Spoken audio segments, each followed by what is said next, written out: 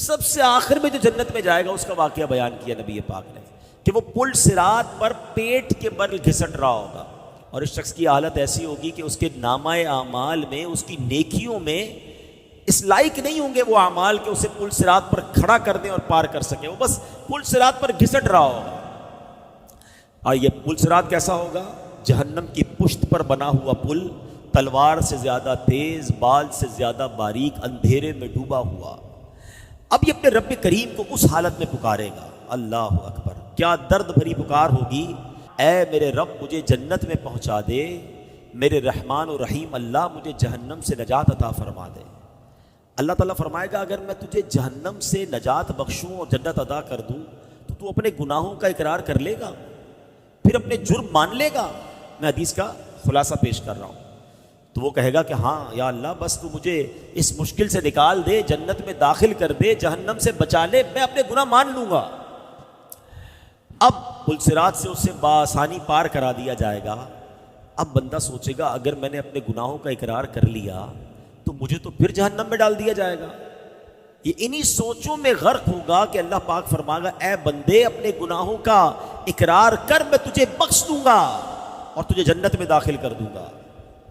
مگر وہ کیسا بندہ ہوگا، وعدہ کرنے کے باوجود کہے گا مولا تیری قسم میں نے تو کوئی گناہ کیا ہی نہیں ہے، میں نے تو کوئی گناہ نہیں کیا، نہ مجھ سے کوئی خطا ہوئی ہے۔ اللہ پاک فرمائے گا اے بندے میرے پاس تیرے خلاف گواہ ہے۔ وہ ادھر دیکھے گا ادھر دیکھے گا، عرض کرے گا یا اللہ گواہ کدھر ہے؟ گواہ تو کوئی بھی نہیں، میں اکیلا ہوں۔ اللہ پاک اب اس کی جلد کو، اسکن، جلد کو حکم دے گا، اور وہ اسکن جو ہے، وہ جو جلد ہے، وہ اس کے صغیرہ گناہ بیان کرنا شروع کر دے گی۔ اب اسے معلوم ہو جائے گا کہ اب تو چھٹکارے کی کوئی صورت نہیں ہے، فوراً گناہوں کا اقرار کرے گا، عرض کرے گا اے میرے مولا تیری عزت کی قسم میں نے تو بڑے بڑے گناہ بھی کیے ہیں، میں نے کبیرہ گناہ بھی کیے ہیں۔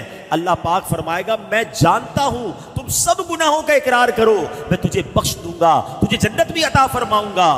پس وہ اپنے سارے گناہوں کا اقرار کر لے گا، اقبال جرم کر لے گا، اللہ کریم اسے جنت میں داخل فرما دے گا، اس کے سارے گناہ معاف فرما دے گا۔ نبی پاک علیہ الصلوۃ والسلام فرماتے ہیں یہ سب سے کم رتبے والا جنتی ہوگا۔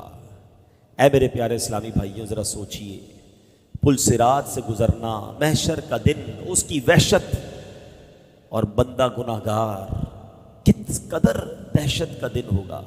اچھا دنیا کی عدالت کا کیا دستور ہے کہ اگر آپ اقرار کر لیں، جس کو کہتے ہیں نا اقبال جرم کر لے، تو دنیا میں جو ایکسیپٹ کرتا ہے اس کو سزا سنا دی جاتی ہے، مگر رب عز و جل کی کہتے ہیں نا رحمت کے اصول نرالے ہیں، جو اس کے دربار میں گناہوں کا اقرار کر لے، شرمندہ ہو جائے، میرے مولا کی رحمت اسے معاف فرما دیا کرتی ہے۔ تو کہتے ہیں نا شرمندہ رہنا چاہیے، نادم رہنا چاہیے، معافی مانگتے رہنا چاہیے۔ آج کسی کو کہو یار آپ غلط کام کرتے ہو، میں کہاں غلط کرتا ہوں، وہ تیاری نہیں اپنی غلطی ماننے کے لیے۔ اللہ کے نیک بندے شرمسار رہتے ہیں، نادم رہتے۔ احادیث میں یہ مضمون ملتا ہے الندم التوبہ، شرمندگی ہی توبہ ہے۔ شرم ہی تو نہیں آتی نا، گناہ کرتے پھر بھی اسرے ہوتے ہیں۔ تو کوشش کرے کہ اپنے اندر شرمندگی لائیں۔